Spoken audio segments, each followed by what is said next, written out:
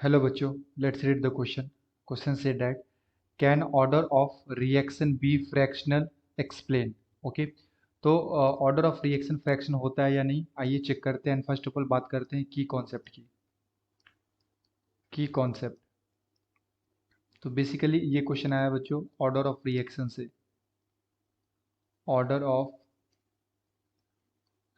Reaction, okay. तो order of reaction fraction हो सकता है, तो yes, answer is yes. Order of reaction, order of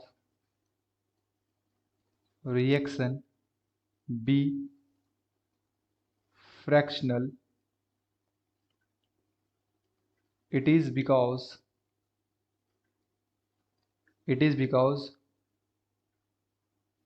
order of reaction is defined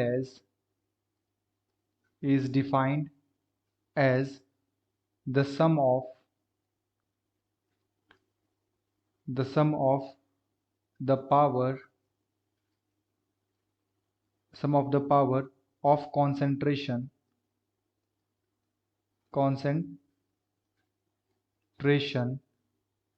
terms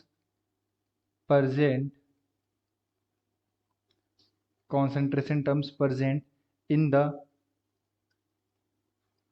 rate law expression. Okay. So order जो होता है बच्चों किसी भी रिएक्शन का, जब हम लोग ऑर्डर लिखते हैं, सपोज डैट मेरे पास एक रिएक्शन है like CH3 plus Cl2 1 second,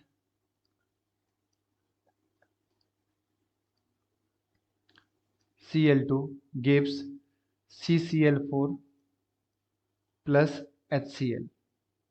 तो जब हम लोग इसका बच्चों रेट लिखते हैं अकॉर्डिंग टू रेट लॉ, है ना, रेट जो लिख रहे हैं किसके according, according to rate law, according to rate law.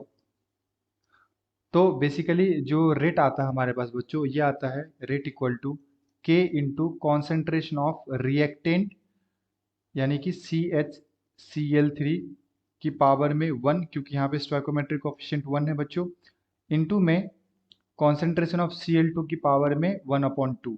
अब मैंने यहाँ पे 1/2 क्यों लिखा, क्योंकि हमारे पास जो रिएक्शन है गिवन यहाँ पे स्टोइकोमेट्रिक कोएफिशिएंट 1 है।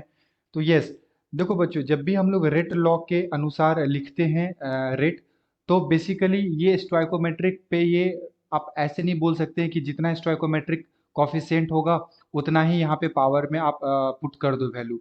ऐसा नहीं होता है, क्योंकि कभी कभी किसी किसी रिएक्शन में ऐसा होता है कि जो भी स्टोइकोमेट्रिक कोएफिशिएंट होते हैं वो यहाँ पे रेट लॉ के अनुसार वो इक्वल होते हैं, है ना। बट कभी कुछ कुछ ऐसे भी हमारे पास रिएक्शन होते हैं जहाँ पे ये जो स्टोइकोमेट्रिक कोएफिशिएंट होता है ये कुछ और आता है बैलेंस्ड इक्वेशन में, और रेट लॉ के अनुसार ये बच्चों कुछ और आता है, ठीक है।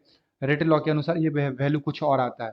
तो अब मैं जिस रिएक्शन की बात कर रहा हूँ यहाँ पे, इसमें क्या हो रहा है कि जो क्लोरीन होता है ना, अगर आप बैलेंस इक्वेशन में देखो तो यहाँ पे 1 लगा हुआ है, तो यहाँ पे 1 लगा देते हैं, बट ऐसा नहीं होता है। रेट लॉ के अनुसार यहाँ पे बच्चों कितना आता है 1/2।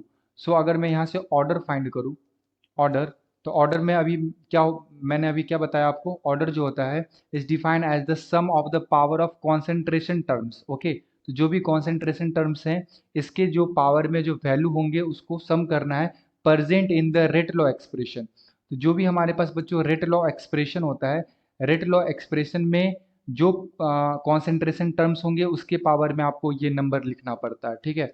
यहाँ पे आप according to law of mass action के अनुसार नहीं लिखते हैं।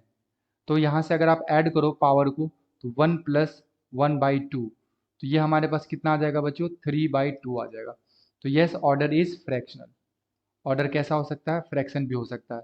यहाँ पे बस इंपॉर्टेंट आपको ये ध्यान में रखना है कि रेट लॉ एक्सप्रेशन के अनुसार ही हम लोग यहाँ पे ऑर्डर का जो भी पावर होता है ना, कॉन्सेंट्रेशन का जो पावर में नंबर आता है इस नंबर को ऐड करते हैं। So the answer is yes, okay. I hope you will be understood it well. Best of luck. Thank you.